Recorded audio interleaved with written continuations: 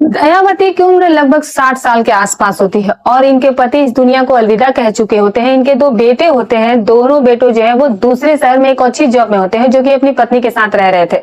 दयावती अपने घर में बिल्कुल अकेली थी। 2 नौकर घर पर थे। 2 नौकर के साथ ही वो घर पर रह करती थी। इनके लिए एक दिन एक लड़का आता है और ऊपर का एक कमरा खाली होता है, तो अकेलापन दूर करने के लिए सोचती है कि किसी को वो किराए पर रख लेगी, तो कम से कम कुछ नहीं होगा तो बैठकर बात तो करेगी, टाइम पास तो होता रहेगा। एक दिन दयावती बैठी थी और उसका दिमाग कुछ इस कदर फिर जाता है और उस लड़के के पास हो जाती है और उससे वो बात करने लगती है। बात करते करते वो कुछ ऐसी अजीब सी चीजें होने लगती है दोनों के बीच दोस्तों की। दयावती जब इस बात को महसूस करती है कि जो उसकी परफॉर्मेंस और जो उसकी ताकत को वो देखती है, उसने कभी कल्पना भी नहीं की थी कि मेरे साथ कभी कुछ इस तरीके का बहुत अच्छा होगा। दोस्तों, इस उम्र में इस तरह के ख्याल स्वाभाविक सी बात है कि इन सब चीजों से सिर्फ एक अपराध हो सकता था, इसके अलावा और कुछ नहीं।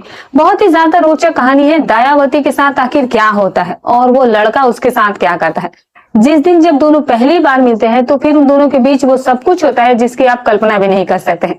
वीडियो पूरा देखिएगा, स्किप मत कीजिएगा। बहुत ही रोचक और बहुत ही शिक्षाप्रद कहानी होने वाली है। तो देर ना करते हुए कहानी की शुरुआत करते हैं, लेकिन उससे पहले जो हमारे नए दर्शक हैं, बस सभी से एक ही निवेदन है कि चैनल को सब्सक्राइब कर लीजिएगा और साथ ही साथ वीडियो अच्छी लगे तो लाइक और शेयर अवश्य कीजिएगा। नाम और पते के साथ कमेंट भी कीजिएगा। और हाँ दोस्तों, वीडियो को पूरा अंत तक जरूर देखिएगा। यकीन मानिए आपको इससे बहुत कुछ सीखने को मिलने वाला है। तो दोस्तों, आज की हमारी जो सच्ची घटना की शुरुआत हो रही है, ये घटना जो है वो एक कोयम्बतूर की है। यहाँ पर दयावती नाम की एक 60 वर्षीय महिला रहती है। अकेलेपन का बोझ, पति के जाने का गम, 2 बेटे होते हैं। दोनों ही बेटे बाहर रह रहे थे, वो भी अपनी पत्नियों के साथ। उनके पास एक अच्छी जॉब थी, अच्छा खासा एक महल टाइप का दयावती के पास घर था। उनके पास नौकर भी होते हैं। नौकर जो थे वो घर का सारा काम करते थे। बस दयावती की कमी थी तो कुछ वक्त बिताने वाला उसके साथ कोई नहीं था, कोई उसका सहारा बनने वाला नहीं था, कोई उसके साथ बैठकर बात करने वाला नहीं था।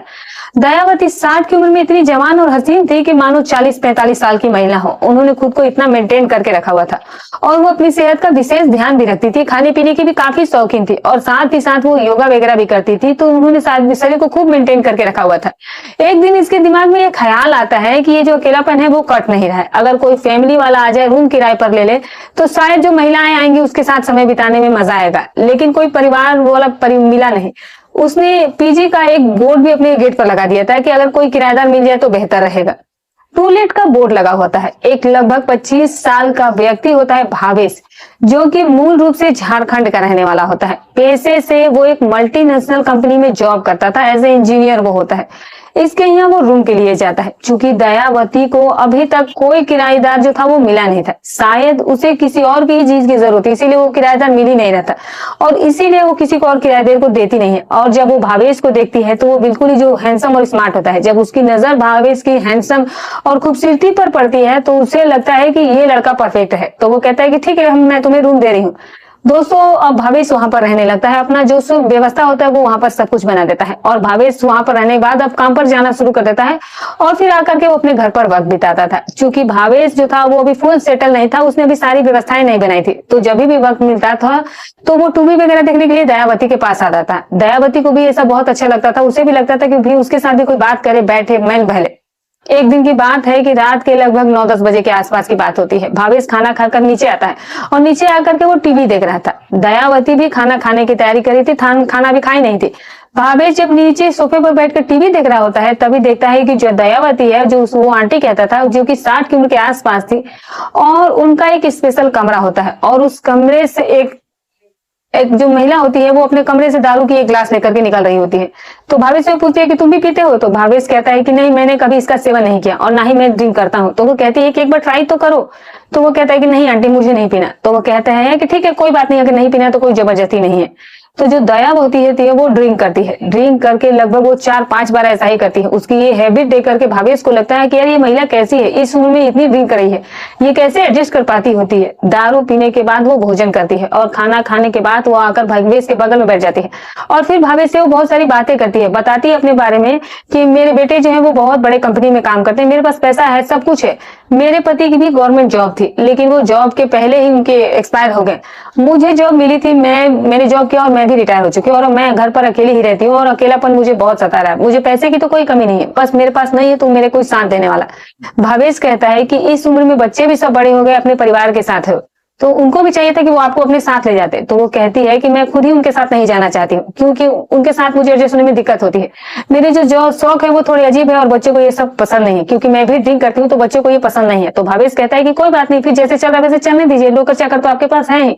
तो वो कहती है कि हाँ, नौकर चाकर तो खाना पीना सब बना देते हैं, काम भी मुझे कुछ नहीं है, बस सारा दिन पड़े पड़े बिस्तर पर सोते रहो या फिर टीवी देखते रहो या मोबाइल में लगे रहो, यही बस एक काम रह गया। भावेश से कहती है दयावती कि अगर तुम्हें किसी चीज की जरूरत हो, तुम्हें अगर ऊपर ना अच्छा लगता हो तो तुम नीचे भी आकर के रह सकते हो, क्योंकि तुम्हारे कमरे में टीवी नहीं है तो तुम यहाँ आकर देख लिया करो, अपना ही घर समझो और मुझे भी अपना ही समझो। दोस्तों अब यहीं से बात चलने लगती है और जो भावेश होता है वो ऊपर के बजाय नीचे ही रहने लगा था, क्योंकि ऊपर एक ही कमरा था तो वो क्या करता, वहां कोई व्यवस्था भी नहीं थी, तो वो ज्यादातर नीचे ही रहता था और ज्यादा वक्त वहीं पर बिताता। जो बाथरूम वगैरह था वो भी नीचे ही बना हुआ था, तो भावेश अक्सर नीचे ही नहाया करता था। एक दिन सुबह लगभग 7 बजे का समय होता है। भावेश बाथरूम से नहा करके निकलता है, टॉवल लपेटे रहता है, शरीर पर कोई कपड़ा नहीं होता है। दयावती उसको देखती है तो एक बार उसको ऊपर से नीचे तक देखती है, क्योंकि वो बिल्कुल ही अभी यंग लड़का था। दयावती के मन में बहुत सारे अजीब से ख्याल आने लगते हैं। उस जो जीवन उसने अपने पति के साथ जिया था, यानी कि किसी चीज की उसे जरूरत महसूस हो रही थी, लेकिन वो भावेश से कह तो नहीं पा रही थी, लेकिन भावेश को मन ही मन वो कहीं ना कहीं पसंद करने लगी थी। उसे लगा कि शायद काश इससे मेरी जरूरत पूरी हो जाए। ये बहुत ही तेज तर्रार और स्मार्ट है और बिल्कुल ही जो है वो बहुत सुंदर लग रहा था। और वो महिला जो थी वो भी काफी तेज तर्रार थी, उसने अपनी लाइफ में बहुत कुछ देखा हुआ था। उसकी ऐसी आदत थी दोस्तों, उसके ऐसे शौक थे कि इस उम्र में जो उसकी शारीरिक जरूरत थी उसको वो पूरा करने के लिए अनेक तरह के हथकंडे अपनाती थी। यहाँ तक कि उसने बहुत सारी सुविधा भी बना करके रखी थी इस चीज के लिए, लेकिन इन सब चीजों से उसे वो खुशी नहीं मिल पा रही थी जो इंसान से उसे मिलनी थी। जैसे कि इंसान से उसकी जरूरत पूरी होती है, वो मशीनरी चीजों से तो अपनी जरूरत पूरी कर ही नहीं पा रही थी। उसके मन में भावेश के प्रति कुछ अजीब सी भावनाएं चलने लगती है। अब वो भावेश का बहुत ख्याल रखती है, कुछ भी बनाती तो उसको बुला लेती है, जब भी वो खाली रहता है घर पर रहता तो। एक दिन रात का वक्त होता है, फिर भावेश जो है वो टीवी देख रहा था और जो ये महिला थी अपना जो ड्रिंक का पैक बना करके ये पी रही थी। भावेश कहता है कि 2 साल हुए जॉब करते हुए, अभी शादी का भी कोई ख्याल नहीं है, घर पर माँ बाप है, छोटी मोटी खेती बाड़ी भी, बहुत बड़े परिवार से मैं नहीं हूँ, बस मैं मिडिल क्लास फैमिली से हूँ और किसी तरह से हमारी लाइफ जो है वो चल रही है। तो वो कहती है कि कोई बात नहीं, जिंदगी है, बस जिंदगी को जीना चाहिए और खुशहाली से जीना चाहिए, और जिंदगी में जो अवसर मिले उसे भुलाना भी चाहिए। वो किसी भी तरीके से भावेश को अपनी ओर आकर्षित करना चाहती थी। भावेश भी उसकी बातों को समझ नहीं पा रहा था, वो बस हाँ में हाँ मिलाया जा रहा था। जो भी वो पूछती वो जैसा आंसर चाहता था वैसा दे देता था। बात करते करते दयावती आकर के भावेश के बगल में आकर के बैठ जाती है और फिर जो है वो ड्रिंक का जो पैक होता है वो पीती ही रहती थी। पीते पीते लगभग वो 5-6 पैग ले लेती थी। धीरे धीरे उसके शरीर पर जो है वो नशे का जो सुरूर था वो शुरू हो जाता था और वो साफ साफ दिखाई भी देता था। दयावती भावेश से कहती है कि मैं तुमसे एक बात कहूं, अगर तुम्हें बुरा ना लगे।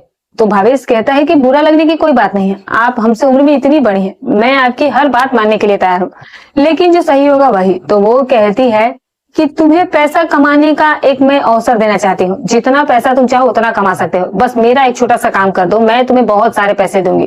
भावेश कहता है कि कौन सा ऐसा काम है, काम जो होगा वो लीगल होगा तो जरूर करूंगा, इलीगल काम मैं कोई नहीं करूंगा, क्योंकि मैं घर का सबसे बड़ा लड़का हूँ और मेरे ऊपर बहुत सारी जिम्मेदारियां हैं, अगर कहीं कुछ गड़बड़ हो गई तो मेरा पूरा परिवार जो है वो मुसीबत में फंस जाएगा। तो वो कहती है कि तुम्हें मुसीबत में फंसाने वाला मैं कोई काम ही नहीं देने वाली हूँ, जब तक मैं हूँ जब तक तुम मेरे यहाँ हो तुम बिल्कुल सेफ हो, तुम्हें कोई दिक्कत नहीं होने वाली है। तो भावेश कहता है कि ठीक है बताइए क्या काम है। तो वो कहती है कि भावेश मैं बहुत अकेली हूँ और मुझे एक पार्टनर की जरूरत है, एक ऐसे पार्टनर की जो कि मुझे मेरी अकेलेपन को दूर कर सके और साथ ही साथ जो मेरी जरूरतें हैं उसको भी वो पूरा कर दे। जब ये बात भावेश सुनता है तो एक बार चौंक जाता है। वो कहता है कि आप ये कैसी बातें कर रही हैं, आपकी उम्र कहाँ और मेरी उम्र कहाँ, दोनों में कितना बड़ा फासला है, मैं ये सब काम नहीं कर सकता हूँ। तभी अचानक वो भावेश का हाथ पकड़ लेती है और हाथ पकड़ने के बाद कहती है कि उम्र पर मत जाओ, मेरी उम्र बेशक ही तुम्हें इतनी लग रही है, मेरा शरीर तुम्हें देखकर मुझे ऐसा नहीं लगता है कि मुझे इन सब चीजों की जरूरत होती होगी। भावेश और इसके बीच दोस्तों बात बढ़ते बढ़ते बात इतने करीब आ जाती है कि वो भावेश को किसी न किसी तरीके से मना ही लेती है। और फिर मनाने के बाद भावेश भी उस दिन जो था वो सोचता है कि चलो अगर पैसे कमाने का ऐसे ही अवसर मिला है तो क्या, जब सामने से कोई ऑफर कर रहा है तो फिर इसमें क्या बुराई है, क्या दिक्कत है, जो होगा सो देखा जाएगा।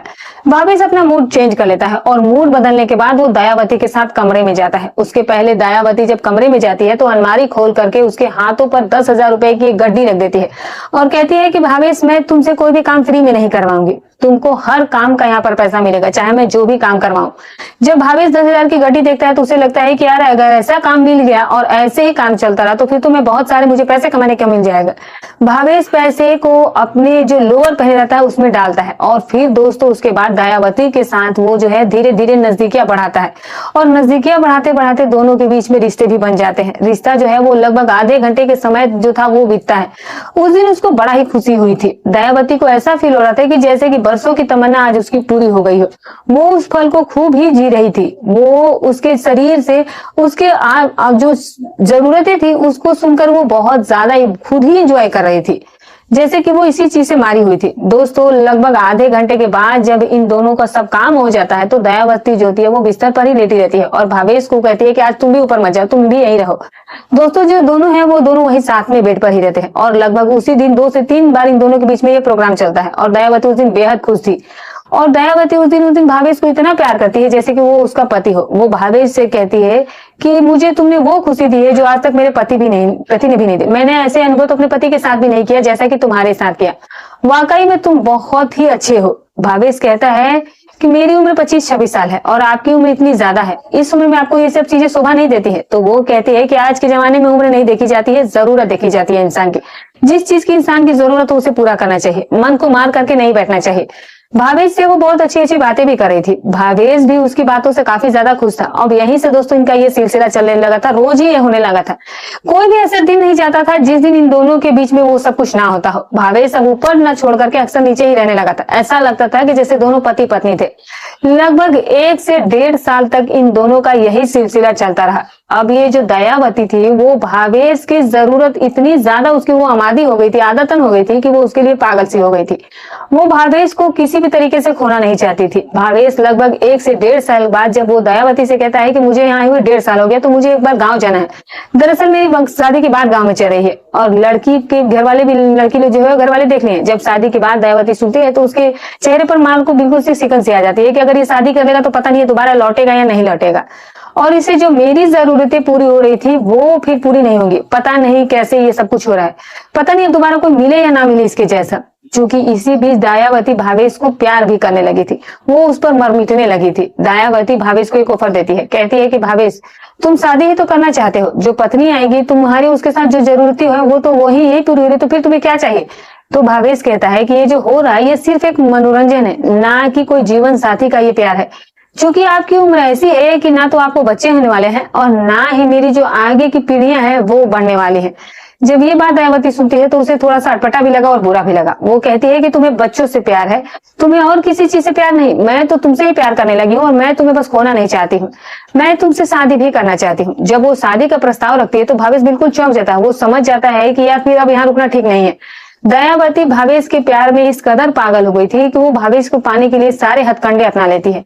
यहाँ तक कि जो दोनों के रिश्ते थे उनकी वीडियोस भी वो बना लेती है। वो इस मकसद से वो वीडियो बनाई थी कि अगर कभी भावेश इधर उधर हुआ, अगर कहीं उसने कुछ गड़बड़ किया तो इसे रोकने का यही वीडियो काम करने का।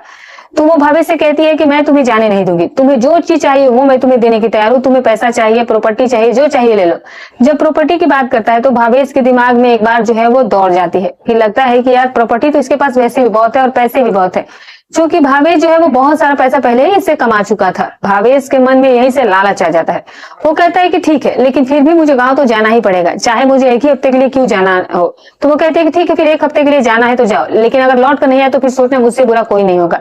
दोस्तों भावेश अब गाँव आ जाता है और गाँव आने के बाद वो अपने घर परिवार से मिलता है। जब घर परिवार वाले लड़की की बात करते हैं, शादी के लिए बात करते हैं, तो वो कहता है कि मुझे अभी शादी नहीं करनी है, मुझे अब 1 साल और इंतजार करना है और 1 साल के बाद मैं कुछ इसके बारे में सोचूंगा। ये कहकर के वो शादी से साफ इनकार कर देता है और घर वाले ये बात सुनकर परेशान हो जाते हैं, क्योंकि उसकी अब 27-28 साल उम्र हो चली थी और इस उम्र में शादी करना, अक्सर इस उम्र में जो लड़के होते हैं वो बहक जाते हैं, तो उनका कहीं ना कहीं कोई जो सिस्टम है वो खराब हो जाता है या किसी के साथ रिलेशन में आ जाते हैं। तो जो उसके माता पिता थे तो उनको इसी बात का डर था और उनका जो शक था वो बिल्कुल सच भी था, लेकिन उन्हें जानकारी ही नहीं थी कि ये जिसके साथ रिलेशन में है वो इतनी ज्यादा इस उम्र में बड़ी है। भावेश जो है वो लगभग 1 हफ्ते तक गांव रहता है और फिर वापस लौट आता है और वापस आने के बाद फिर वही दयावती के घर में वो रहने लगता है। और इसी बीच जो भावेश था वो आने के बाद दयावती के साथ फिर से वही रिश्ता शुरू हो जाता है। अब दयावती कहती है कि अब ये सिलसिला ऐसे नहीं चलेगा, हम लोग लीगली होना चाहते हैं, लीगली तौर पर हम करना चाहते हैं। तो उसके लिए वो कहती है कि क्या करना पड़ेगा। तो वो कहती है कि उसके लिए तुम्हें मुझसे शादी करनी पड़ेगी। तो भावेश कहता है कि शादी तो मैं एक ही शर्त पर करूंगा, सबसे पहले तुम प्रॉपर्टी मेरे नाम पर करो। दयावती के मन में एक ख्याल आता है कि कहीं मैं ये प्रॉपर्टी अपने नाम कराकर भाग ना जाए, तो वो कहती है कि चलो लगे हाथ प्रॉपर्टी जो है तुम कोर्ट में मेरे नाम करो और वहीं पर कोर्ट मैरिज हम लोग कर लेंगे। इस बात पर दयावती तैयार हो जाती है, कहती है कि ठीक है।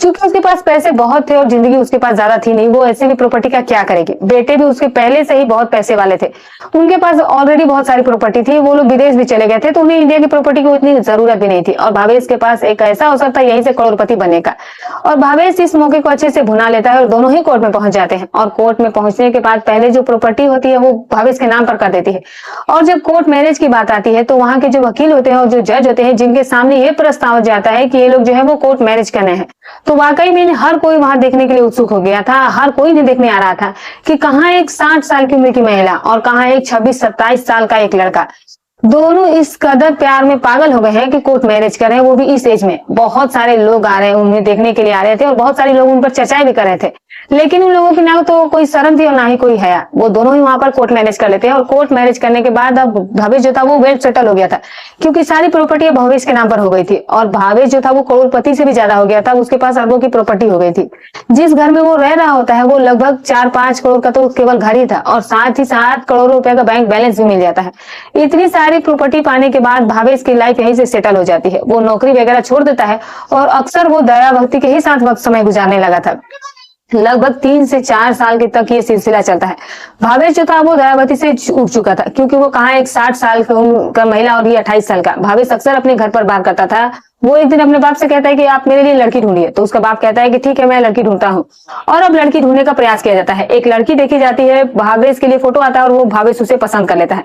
भावेश एक दिन दयावती से कहता है कि मुझे गाँव से आए हुए बहुत दिन हो गया, तो मुझे गाँव जाना है। तो वो कहती है कि ठीक है मैं भी साथ में चलूंगी। तो वो कहती है कि मैं आपको लेकर के गाँव नहीं जाऊंगा, क्योंकि मेरे घर वाले आपको पसंद नहीं करेंगे, और हम दोनों ने जो किया वो सिर्फ जरूरत को पूरा करने के लिए किया। हम लोग दोनों यहीं पर आएंगे, मैं तुम्हें अपने घर लेकर नहीं जा सकता।